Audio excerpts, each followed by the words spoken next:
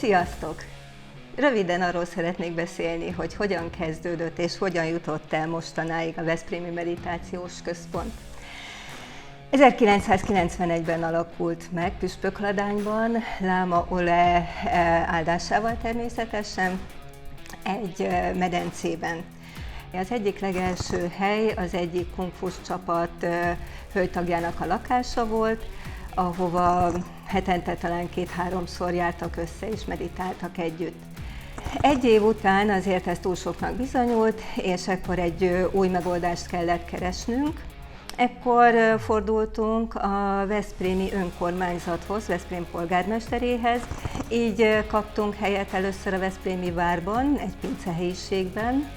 Aztán egy kis idővel később, mert azért a pince dohos volt, sötét volt, nem volt a legmegfelelőbb hely, a gyermekek házában kaptunk egy szobát. Ezek is csak időszakos helyek voltak, tehát semmit se tudtunk rendesen kirakni, és ezért aztán egyik család felajánlotta, hogy legyen egy kicsit állandóbb hely náluk a lakásban, ahol nem kellett mindig mindent vinni, összerakni, kirakni. Az egyszobás lakásból egy 3-4 év után sikerült ugyanezzel a családdal egy 4 szobás lakásba felköltözni. 98-ban érkeztünk el ahhoz a fázishoz, amikor a csoportból többen olyan helyzetbe kerültek, hogy külön életet szerettek volna indítani, össze akartak költözni, így lett a Hajnal utca az első beköltözős, együttlakós meditációs központunk Veszprémben.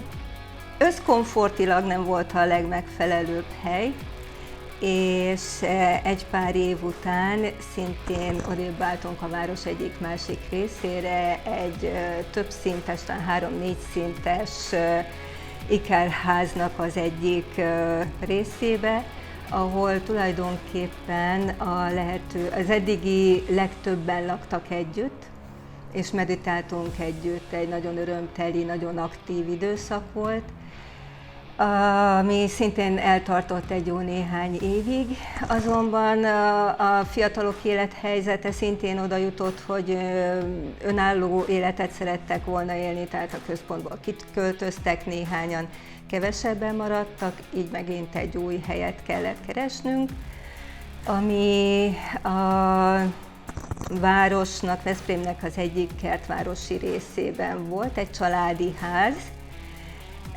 3 szobával, egy nagyon jó hely volt, 3-an laktak bent, de aztán innen is kerestünk egy másik helyet inkább a város közepében.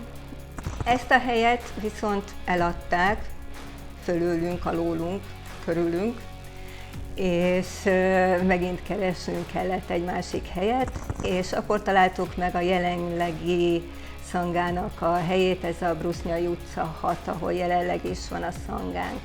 Ole is ellátogatott ide, és amikor látta és megismerkedett azzal az úriemberrel, aki ezt kiadta nekünk, akkor ugye az úriember mondta, hogy hát ő a tulajdonosa ennek a helynek, Ole pedig azt mondta, hogy én pedig leszek az, aki megveszi tőled. Ebben az évben pedig megint csak egy nagy kiugrási lehetőség merült föl. Bővíthetjük a szangát, bővíthetjük a lehetőségeket, bővíthetjük a bentlakók számát. Teret adhatunk az időközben igen szépen megszaporodott gyermekeknek, komfortosabb lehetőséget tudunk biztosítani azoknak, akik ide jönnek hozzánk egy-egy tanításra, meditációs hétvégére, hogy ők is jobban érezzék magukat. Hát ennyi. Hát ez volt a veszprémi szanga rövid története igazán dióhéjban. Nagyon nagy szeretettel várunk és hívunk mindenkit, hogy jöjjön el és vegyen részt ebben, érezze meg, hogy milyen itt nálunk lenni, vegyen részt a fejlődésünkben, és vigye tovább haza, hogy a saját szangájában ugyanezeket esetleg tapasztalattá és élményé tudják formálni és továbbadni. Köszi!